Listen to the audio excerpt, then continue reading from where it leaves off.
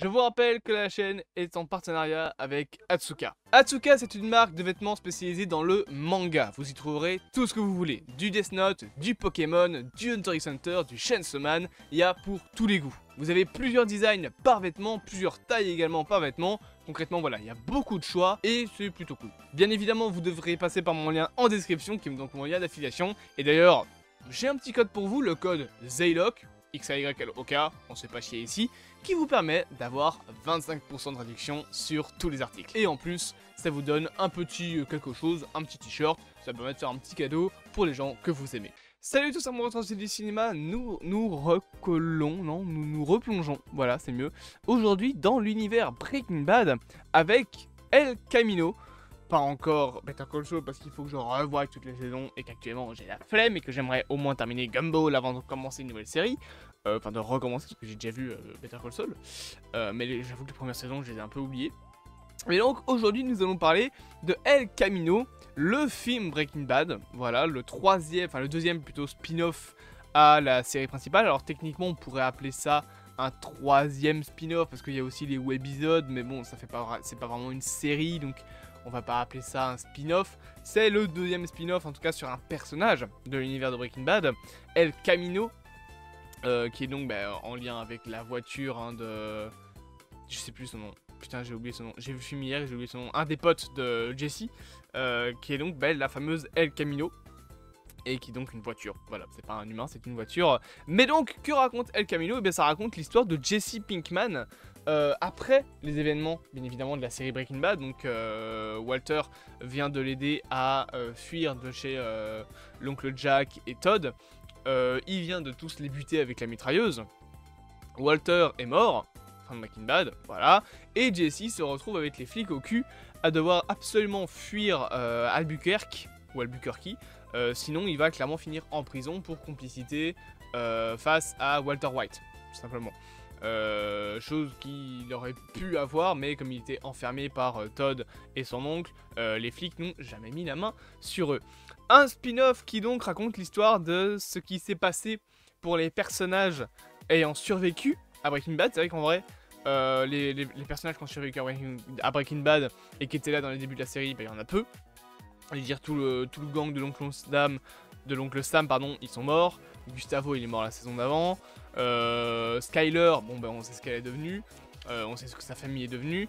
Il restait, en gros, comme personnages principaux, réellement, uniquement Jesse et Saul. Donc, Saul Goodman, l'avocat. Saul Goodman, son histoire, soit les préquels et son histoire de base seront racontées dans Better Call Saul. Donc, la fameuse phrase, la fameuse punchline qu'il lâche en anglais. Pour ceux qui regardent la série en VF, il me semble qu'il dit appelez donc Saul, mais en anglais c'est donc Better Call Saul ou Better Call Saul, enfin voilà, avec l'accent anglais dégueulasse si on veut. Mais donc ça raconte l'histoire de Saul et aussi ce qui se passe après.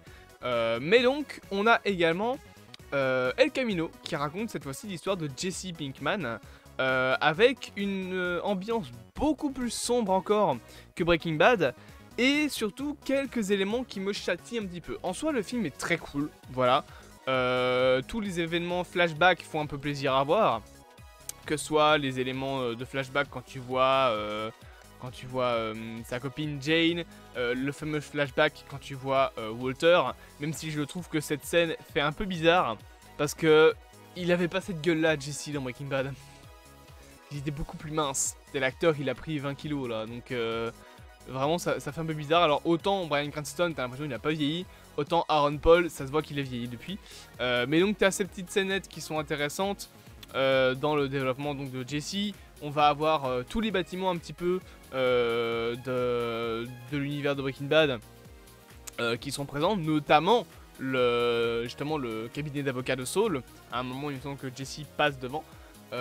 Donc concrètement voilà, on a à peu près tout ce qui est intéressant en termes de flashback, et bien évidemment on a l'histoire de Jesse Pinkman qui va être aidé par les dernières personnes encore en vie de l'univers de Breaking Bad, notamment ses deux potes dont j'ai tout le temps oublié le nom, et aussi le fameux vendeur allez, j'ai oublié le nom.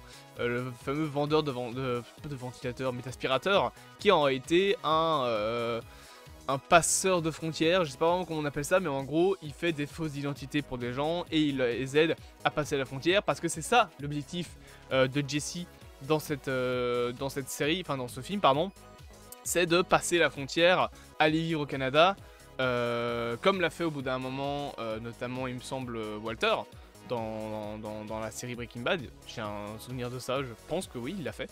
Il y a un moment donc où il vit, oui, il l'a fait. Il y a un moment où il vit justement avec du coup enfin, loin de tout ça, et donc du coup où Jesse, enfin le film El Camino, qu'est-ce que ça vaut en tant que fan de Breaking Bad, en tout cas j'ai adoré la série de base.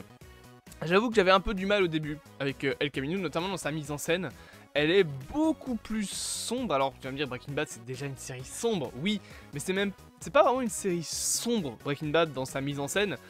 C'est sombre dans ce qu'elle raconte, mais on a quand même des couleurs assez saturées dans Breaking Bad. Malgré tout, on a quand même une mise en scène très calme en fait. Genre il n'y a pas de... Enfin, il y a des idées de mise en scène, oui, bien évidemment, c'est pas ce que je dis, mais c'est souvent une mise en scène très calme. Par exemple, bien évidemment, le fameux coup du pistolet, enfin de la caméra qui est tenue par le pistolet, techniquement, enfin en tout cas qui est au bout d'un pistolet, ça c'est une idée de mise en scène, donc bien évidemment, il y a des idées de mise en scène dans Breaking Bad, mais c'est une série, du coup, slow burn, c'est une série qui, même en termes de mise en scène, est calme et posée, et ça va bien à l'ambiance de la série, bien évidemment, c'est tout ce qui fait le charme de Breaking Bad. Et dans El Camino, on retrouve bien évidemment ça, mais avec un grain vraiment différent. Et c'est vrai que c'est bizarre en fait de retrouver ça parce que Breaking Bad, bon, c'est une série qui date de 2008. C'est vieux, ok, genre c'est très vieux Breaking Bad. Enfin, très vieux, ça a bientôt 20 ans. Donc les caméras de l'époque avaient un grain. Et du coup, ça donnait le charme des saisons. Il me semble qu'ils ont utilisé la même caméra pendant assez longtemps. Et de toute façon, quand la série s'est arrêtée vers 2013, il me semble, on n'avait pas des caméras comme aujourd'hui. Là, El Camino, c'est sorti quoi, en 2021, je crois, ou en 2021 ou 2019, je ne sais plus. Je vais aller vérifier, vous savez quoi. Je vais taper donc merde, j'ai mis un M à la place d'un L. El Camino, c'est sorti en 2019. Donc c'est sorti plus ou moins, il me semble, 5 ans. Non, pas 5 ans que je raconte. 6 ans après la fin de Breaking Bad. Donc les acteurs ont eu le temps de vieillir. 6 ans, t'as le temps de vieillir. Et t'as le temps de changer physiquement. Et en 6 ans aussi, la technologie a évolué. Et même dans les dernières saisons de Breaking Bad, quand tu regardais, donc je sais pas moi, quand tu vas taper Breaking Bad saison 5, t'avais un certain grain dans l'image. C'était pas aussi propre en fait. Il y avait ce grain qui était présent, il y avait cette texture dans l'image qui était présente. Et du coup, ça donnait sa beauté, on va dire, à Breaking Bad. Là, dans le film, on est sur des caméras beaucoup plus banales. J'ai envie de dire beaucoup plus banales, oui. Beaucoup plus banaux, non, ça se dit pas, je pense. Enfin, si, ça se dit, mais bref, vous avez compris ce que je voulais dire. On est sur un type de caméra beaucoup plus générique, on va dire, avec des couleurs beaucoup plus saturées. Genre même le policier à l'arrière, tu vois que c'est un bleu plutôt clair, tu comprends un peu les couleurs. Dans Breaking Bad, je trouve que les couleurs étaient un peu plus proches, par exemple de là, voilà. Bon, et encore, là c'est un peu fort saturé par rapport à l'univers de Breaking Bad. Ce serait encore un peu plus désaturé, je pense, dans la série de base. Mais du coup, c'est vrai que l'ambiance de El Camino est largement différente de l'ambiance de la série Breaking Bad et même de Better Call Saul. En fait, Better Call Saul réutilise, je trouve, le style de Breaking Bad. Malgré tout, bien évidemment, ça reste un bon petit film à suivre. Alors, c'est pas non plus, je trouve, une giga masterclass. Le film est intéressant quand on connaît l'univers, mais c'est vrai que je trouve qu'il se repose beaucoup sur ces scènes de flashback, même si bien évidemment l'histoire de Jesse est intéressante. Le fait qu'il doit fuir la police, qu'il doit trouver un moyen de fuir au Canada, qu'il doit rassembler de l'argent, etc. Voilà, je trouve que quand même il y a des trucs intéressants. Et en soi, c'est une bonne clôture pour l'histoire de Jesse. Seul personnage qui finit un tant soit peu bien dans l'univers de Breaking Bad. Parce que si on prend le trio de base, à savoir Jesse, Walter et Saul, Saul il finit en prison avec 80 années. Voilà, ça c'est fait. Walter, bon bah il est dead. Et bah il y a que Jesse qui s'en sort un petit peu indemne. Alors ok, il a pas beaucoup d'argent, ok, il doit se refaire toute une vie. Mais il doit avoir quoi, la trentaine grand maximum. Il a plus les flics au cul, il a une nouvelle identité, il a une nouvelle voiture également. Donc il est libre en fait. C'est le seul personnage qui est libre et qui va pouvoir refaire sa vie derrière. Donc voilà, c'est en soi un film que j'ai trouvé intéressant. Même s'il est en dessous pour moi de la qualité de la série de base, ça reste quand même un bon divertissement et une bonne surprise pour ceux qui ont aimé la série Breaking Bad. J'espère donc que cette petite vidéo vous aura plu. Bien évidemment, n'hésitez pas à vous abonner, à partager, à liker et à commenter. Je suis en train de réparer mon clap. Et on se dit à bientôt pour de prochaines aventures.